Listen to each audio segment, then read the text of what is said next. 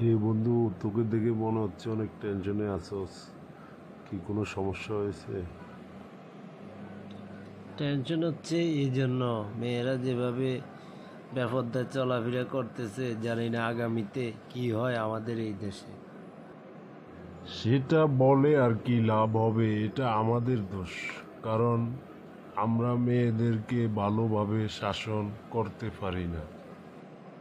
এটা আমাদের দোষ কিভাবে বন্ধু? কোনো পুরুষ কি কখনো বলে মেয়েদেরকে বেপরদায় চলাফেরা করার জন্য? সেটা তো কোনো পুরুষ বলে না, কিন্তু আমাদের এখানে দুর্বলতা আছে। তোর কথা আমি ঠিকভাবে বুঝতে পারিনি, একটু বুঝিয়ে বললে ভালো হতো। মেয়েরা চলে কোনো না কোনো পুরুষের অধীনে।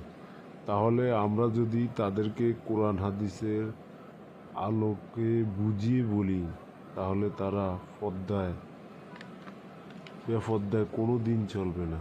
কিন্তু আমরা তাদেরকে ঠিকভাবে বুঝিয়ে বলতে পারি না, এই জন্য আমাদের সমাজের এই অবস্থা। তোর কথা বন্ধু ঠিক আছে, আমি বুঝছি। যার যার অধীনে মা বোনেরা আছে, তারা যদি সবাইকে পর্দার গুরুত্ব বুঝিয়ে বলে, তাহলে কোনো মা বোন বেপর্দায় চলাফেরা করবে না, সবাই পর্দাশীল হয়ে যাবে। তাহলে আজকেই আমি আমার অধীনে যারা আছে তাদেরকে পর্দার গুরুত্ব বুঝিয়ে বলবো। বন্ধু, তোর জন্য দোয়া রইল, যাতে তুই যে নিয়ত করছস সেই নিয়ত পরিপূর্ণ হয়। তোর অধীনে যারা আছে সবাই যাতে পর্দাশীল হয়ে যায়। আমার বাস চলে যাচ্ছে, আমি বাড়িতে চলে যেতে হবে। দোয়া করিস।